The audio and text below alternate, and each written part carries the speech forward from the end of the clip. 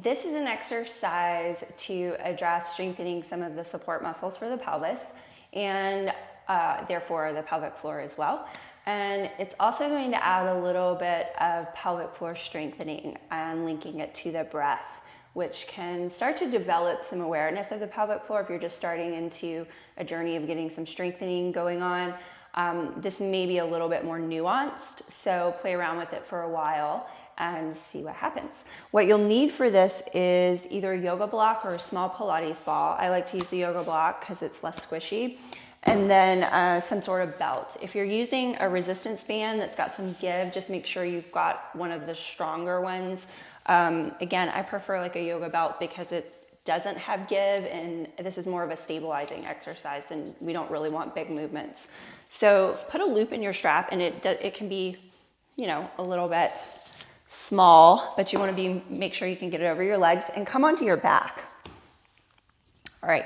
So if you are using a block, you're going to take the block on the smallest width, the mild width, and lengthwise, and place it between your thighs. And then your strap, take your loop and bring it over your legs, over your knees, and about mid-thigh. So as you see, mine's pretty loose here. I'm going to tighten it up a little bit.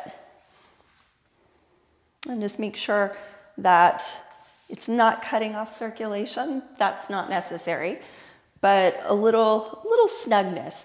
And this is going to give us something to resist, but it's also going to hold the block into place. So it's kind of got a 2-for-1 purpose there. All right. So this isn't exactly bridge.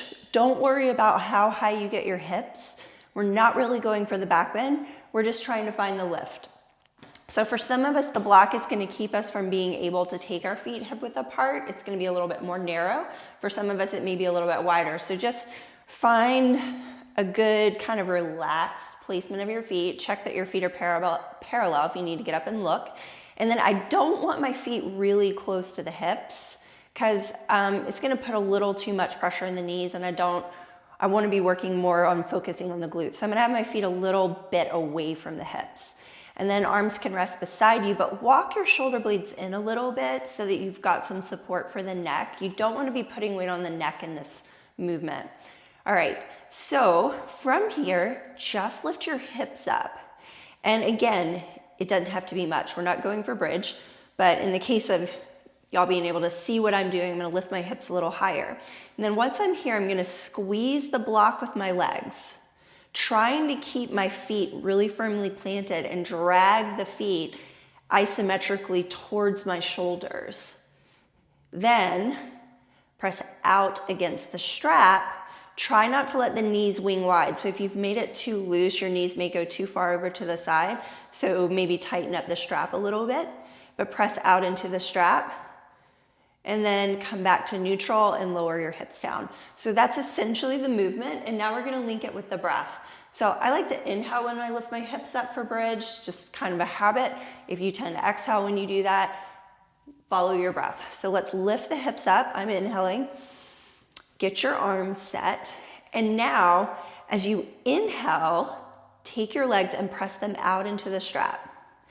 As you exhale, squeeze the block. Inhale, take the legs out. Exhale, squeeze the block. And then lower back down. So if you want to be doing reps with this and you inhale when you lift, you'll have to pause at the top. So it's going to look like this. Inhale, lift. I'll pause and exhale. Inhale, take the legs out into the strap. Exhale, squeeze the legs in. Inhale and lower the hips down. So the reason I'm inhaling as I take the legs apart is because as you inhale, the diaphragm muscle descends, and so does the pelvic floor. And the pelvic floor relaxes and widens a little bit. And that's just naturally occurring with the breath. Then as you exhale, the diaphragm contracts and lifts, and so does the pelvic diaphragm. So as we're squeezing in with the block, we want to use that action to kind of get that natural engagement of the pelvic floor to come along with the squeezing in of the block and the adductors. So try it again. And there will be pauses, especially if you lift on an inhale. So if that feels a little awkward, try lifting on an exhale. So take a deep breath in. Exhale, lift. Inhale, press out. Exhale, squeeze in. Inhale, lower down. Exhale, lift. Inhale, press out. Exhale, squeeze in. And inhale, lower down. And you can repeat that. You can do reps, repeat that. But this is a really good way to start to work the glutes, work the pelvic floor, and engage just some of those support muscles around the pelvis. Thanks for joining me today.